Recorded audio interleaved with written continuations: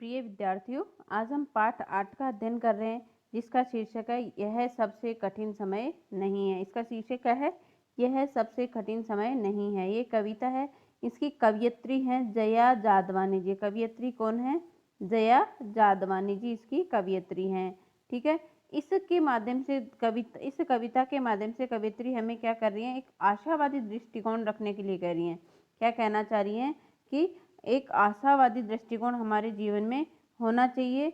वो क्या कहते हैं कि अभी भी बहुत हमारे जीवन में कभी भी इतना कठिन समय नहीं आया है कि हम क्या हो जाएं, निराश हो जाएं, हम जीवन से निराश हो जाएं। इतना कठिन समय हमारे जीवन में अभी भी नहीं आया है। हमें हमेशा कैसा रहना चाहिए?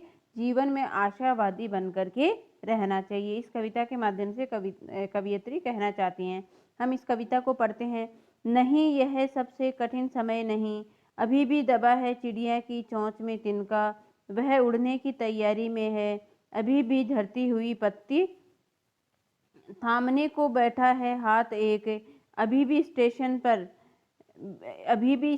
पर अभी भी एक रेलगाड़ी जाती है गंतव्य तक, जहां कोई कर रहा होगा प्रतीक्षा, अभी भी कहता है कोई किसी को, जल्दी आ जाओगी अब, सूरज डूबने का वक्त हो गया है। अभी कहा जाता है उस कथा का आखिरी हिस्सा जो बूढ़ी नानी सुना रही सदियों से दुनिया के तमाम बच्चों को। अभी आती है एक बस अंतरिक्ष के पार की दुनिया से, लागेगी बचे हुए लोगों की खबर। नहीं, यह अभी कठिन समय नहीं है। तो इस कविता के माध्यम से कवयित्री हमें क्या कहना चाह रही है कि अभी हमारा क्या है? कठिन समय नहीं आया है। अपने जीवन में ये क्या कहना चाहती हैं कि सब कुछ सरल तरीके से हो रहा है, अर्थात अभी कठिन समय नहीं आया है। लेखिका कवयित्री कहती हैं कि अभी भी चिड़िया अपना घोंसला बनाने के लिए क्या कर रही हैं? प्रयासरत हैं। अभी भी घोंसला बनाने के लिए चिड़िया क्या कर रही हैं? अपने मुंह में तिनका दबाए हुए हैं चोंच में, और घोंसला बनाने के लिए क्या है? वो अभी भी प्रयासरत हैं। अभी भी क्या कर रही हैं? वो प्रयास कर रही हैं। और वह उड़ने की तैयारी में है। वह क्या है? उड़ने की तैयारी में है। अपना क्रियाकलाप कुछ कार्य करने के लिए अपने घोंसला बनने की तैयारी में जुटी हुई हैं और उड़ने की तैयार है। अर्थात सब काम क्या हो रहा है? सहज और सरल तरीके से हो रहा है। तो यह नहीं कहा जा सकता है कि अभी क्या आ गया है? कठिन समय आ गया है। अभी भी झड़ती हुई पत्ती को थामने बैठा है हाथ एक। क्या है कवि इसमें? कि अभी भी झड़ती हुई पत्ती को थामने बैठा है हाथ एक। इसको किस झड़ती हुई पत्ती किसे कहा गया है?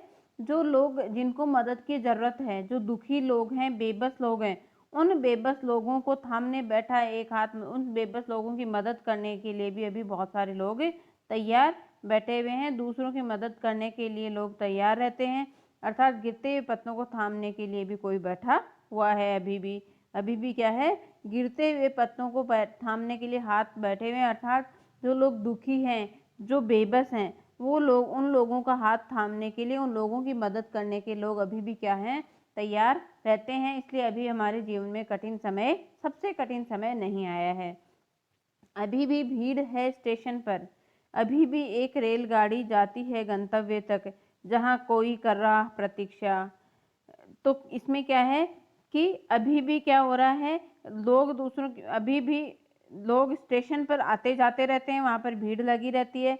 अभी भी क्या है? रेलगाड़ी आती है, स्टेशन पर भीड़ लगी रहती है, लोग आते जाते रहते हैं, रेलगाड़ी जाती है आती है, अपने सभी यात्रियों को एक स्थान से दूसरे स्थान तक लेकर जाती है। अर्थात उन्हें उनकी मंजिल तक अभी भी पहुंचाती है। और वहां पर कोई उनकी क्या कर रहा है? प्रतीक्षा कर रहा होगा। जहां गंतव्य स्थान है, जहां उनकी मंजिल है, उस मंजिल के ऊपर अभी भी कोई उनकी क्या कर रहा होगा? प्रतीक्षा कर रहा होगा। रेलगाड़ी उनको वहां तक, उनकी मंजिल तक लेकर जाती है। अर्थात सभी क्रियाएं क्या हो रही हैं? अभी भी स्वाभाविक रूप से हो रही हैं। अभी भी क्या हो रही हैं? सभी क्रियाएं स्वाभाविक रूप से हो रही हैं। तो यह नहीं कहा जा सकता है कि इतना कठिन समय अभी आ गया। अभी क्या हो गया है? कठिन समय आ गया है। अभी भी कहता है कोई हर किसी को, जल्दी आ जाओ अब, सूरज डूबने का वक्त आ गया है, वक्त हो गया है। क्या कहते हैं? जब हम घर से निकलते हैं तो हमें अपने घर वाले क्या कहते हैं? कि जल्दी आ जाओ घर पे। क्यों? क्योंकि उनको चिंता है, अर्थात अभी हमारा कठिन समय आ ही नहीं सकता। क्यों? क्योंकि अभी भी हमारी चिंता करने वाले लोग हमारे पास बैठे हुए हैं, अभी भी चिंता करने वाले लोग हमारे जीवन में हैं। इसलिए कोई ये नहीं कह सकता है कि आप ना, इसलिए हमें ये नहीं कहा जा सकता है कि भाई आप हमारा बहुत अधिक कठिन समय आ चुका है, कि हमारा बहुत अधिक कठिन समय आ चुका है, ऐसा नहीं कहा जा सकता है। क्यों? क्योंकि हमारे घर पर अभी भी क्या है, चिंता करने वाले लोग बैठे हुए हैं, हमें ये कहने वाले हैं कि सूरज डूबने का समय हो गया है, तुम जल्दी ही घर पे लौट आओ। अभी भी कहा जाता है कथा का उस आखिरी हिस्सा जो बूढ़ी नानी सुना रही सदियों से दुनिया के तमाम बच्चों को। अभी भी क्या कहा जाता है, अभी भी जो हमारी बूढ़ी नानी दादी जो कहानियां सुनाती हैं, उसकी जो अंतिम हिस्सा है वो बहुत ही रोचक तरीके से हम सुनते थे ना। हम ये सुनते थे कि पता नहीं इस कहानी में अंत में क्या होगा। जब हमारी नानी और दादी हमें कहानी सुनाती हैं तो हम ये सोचते थे कि पता नहीं इस कहानी के अंत में क्या होगा। तो अभी भी उस कहानी का आखिरी हिस्सा नानी और दादी हमारी हैं, बहुत पुराने समय से हमें सुनाती हुई आ रही हैं। दुनिया के तमाम बच्चों को उनकी नानी और दादी ये कहानी सुनाती आ रही हैं, दूसरे ग्रहों की कहानियां सुनाती रहती हैं। और उन कहानियों में अभी आती, उन जो कहानियां सुनाती हैं उन कहानियों में अभी आती है एक बस अंतरिक्ष पार की दुनिया से। उन कहानियों में क्या सुनाती हैं कि दूसरे ग्रहों के, अंतरिक्ष पार की उस दुनिया से दूसरे ग्रहों की वानी कहानियां सुनाती हैं। तब ये हो सकता है कि अभी हमारा कठिन समय आया नहीं है। क्यों? क्योंकि दूसरी दुनिया से अभी क्या आएगी, एक बस आएगी, अंतरिक्ष पार की दुनिया से बचे हुए लोगों की खबर लेकर आएगी एक बस। तो अभी हमारा कठिन समय नहीं आता है, अभी हमारा कठिन समय नहीं आया है। अभी हम आशावादी दृष्टिकोण रखकर जी सकते हैं। अभी हम क्या कर सकते हैं, आशावादी दृष्टिकोण रख करके जी सकते हैं। एक बार इसका वापस हम देख लेते हैं। पाठ का शीर्षक क्या है, यह सबसे कठिन समय नहीं है। पाठ का शीर्षक क्या है, यह सबसे कठिन समय नहीं है। सबसे पहले तो आपको ये कविता 2 से 3 बार पढ़नी है, बहुत ही अच्छी है। कौन है इसकी लेखिका, कौन है? जया जादवानी जी। इसकी लेखिका कौन है? जया जादवानी जी है। तो सबसे पहले तो हम इसका प्रसंग लिखेंगे। तो कैसे लिखेंगे कि प्रस्तुत पंक्तियां हमारी हिंदी की पाठ्य पुस्तक कौन सी है? वसंत 3 में से संकलित जया जादवानी जी द्वारा लिखित कविता है, यह सबसे कठिन समय नहीं, उससे ली गई हैं। इन पंक्तियों में कवियत्री कहती हैं कि जब तक मनुष्य अपनी सहजता नहीं त्यागता, तब तक यह सरलता नहीं त्यागता है, तब तक उसके जीवन में कभी भी बुरा वक्त नहीं आता है।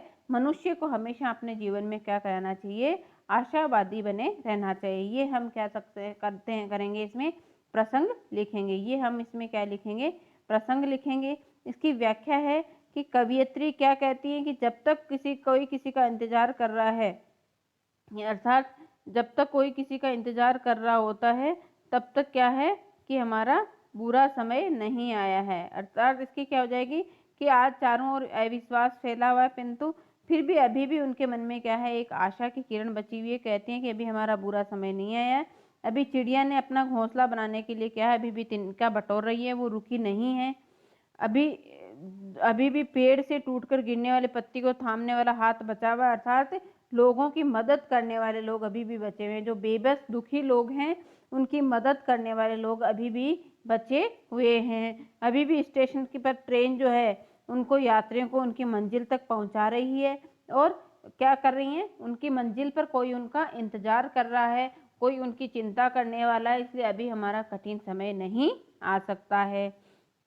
अभी कोई कहता है कि अभी भी हमें घर पर कहते हैं ना कि जल्दी आ जाओ, अभी सूरज डूबने वाला। अर्थात हमारी घर पर क्या है, लोग अभी भी चिंता करने वाले हैं, हमें घर पर मतलब समय पर पहुंचने के लिए बोलने वाले हैं। तो अभी हमारा जीवन जो है क्या चल रहा है, बिल्कुल सहज और सरल तरीके से चल रहा है। अभी हमारे जीवन में सबसे कठिन समय नहीं आ सकता है। अभी भी उस कथा का, हमें जो नानी और दादी माँ बचपन में कहानी सुनाती थी तो हमें कौन सा कहानी का कौन सा आखिरी हिस्सा जो था वो हमें अत्यधिक रोचक लगता था। तो अभी भी नानी और दादी जो हैं वो आखिरी हिस्सा सुनाती रहती हैं, सदियों से सभी बच्चों को सुनाती रही हैं। इसलिए क्या सुनाती हैं कि कोई बस आती होगी, दूसरे ग्रहों की नानी दादियाँ कहानी सुनाती थी, तो क्या सुनाती रहती थी कि कोई दूसरी बस जो है आएगी और जो बचे हुए लोग हैं, अर्थात कहानी में जैसे कोई लोग मर रहे हैं, कुछ भी हैं, तो जो बचे हुए लोग हैं उन बचे हुए लोगों की खबर लेकर के दूसरी दुनिया से बस आ रही है। तो इसलिए अभी भी हमारे क्या है, जीवन में वैसी ही सरलता बनी हुई है, अभी भी हमारा जीवन वैसे ही चल रहा है जैसा हमेशा से चलता आ रहा है। इसलिए हमें हमारे जीवन में क्या रखना चाहिए, हमेशा आशावादी दृष्टिकोण रखना चाहिए। हमें जीवन में क्या रखना चाहिए, हमेशा आशावादी दृष्टिकोण रखना चाहिए। ठीक है, एक बार वापस देख लो इसके कि जैसे कठिन का क्या हो जाएगा, मुश्किल समय में, कठिन का क्या हो जाएगा, मुश्किल समय में, कठिन का क्या हो जाएगा, मुश्किल। तिनका क्या क्या हो जाएगा, लकड़ी का जो छोटा सा टुकड़ा होता है वो क्या हो जाएगा, तिनका। एक दिखा हुआ झरती, तो झरती का क्या होता है, गिरना। हम कहते हैं झरते रहते हैं, मतलब गिरते रहते हैं। थामना, थाम कर बैठा है, थामना क्या हो जाता है कि पकड़ना, हम किसी को थाम लेते हैं मतलब पकड़ लेते हैं। रेलगाड़ी हम सबको पता ही है, ट्रेन होती है। गंतव्य स्थान क्या होता है, गंतव्य जहाँ हमारी मंजिल होती है, जहाँ पर वह स्थान जहाँ पर हमें क्या होता है, पहुँचना होता है। मंजिल जहाँ पर हमें क्या होता है, पहुँचना होता है, वो क्या हो जाएगा, गंतव्य हो जाएगा। ठीक है, उसके बाद में हमारे क्या आ जाता है, कथा आपको पता ही है, कहानी होता है। आखिरी भी अंतिम होता है। तमाम क्या होता है, ठीक है, अभी भी क्या होता है, तमाम आया है इसमें एक अपना कि तमाम बच्चों को, तमाम क्या होता है, सारे, बहुत सारे जितने भी बच्चे हैं उन सब बच्चों को, तमाम क्या मतलब क्या हो जाएगा, बहुत सारे। अंतरिक्ष हमारा क्या हो जाता है, ब्रह्मांड हो गया। ठीक है, तो इस तरह से हम इसके शब्दार्थ भी लिखेंगे और इसकी क्या करेंगे, व्याख्या, सप्रसंग व्याख्या करेंगे। प्रसंग मैंने आपको बता दिया है किस तरह से प्रसंग लिखना है। उसके बाद में आपको क्या क्या करना है, प्रसंग लिखने के बाद में आपको व्याख्या करनी है। पहले व्याख्या यहाँ से प्रारंभ से करनी है, शुरू से लेकर के प्रारंभ करनी है व्याख्या, प्रारंभ से व्याख्या करनी है। और व्याख्या में फिर आपको कहाँ से प्रारंभ करना है, शुरू से लेनी है। और अगले पेज में आपको पहले आधे की व्याख्या करनी है। पहले क्या करनी है, आधे की व्याख्या करनी है, जहाँ कर रहा होगा प्रतीक से यहाँ तक की कर लेना। फिर आगे की व्याख्या आप आधे की अलग व्याख्या करना, और दोनों का प्रसंग आपको क्या करना है, अलग अलग लिख करके, और अलग अलग ही आपको क्या करना है, भावार्थ लिखना है। अगर नहीं समझ में आता है, वीडियो एक बार वापस देख लेना। ठीक है, धन्यवाद।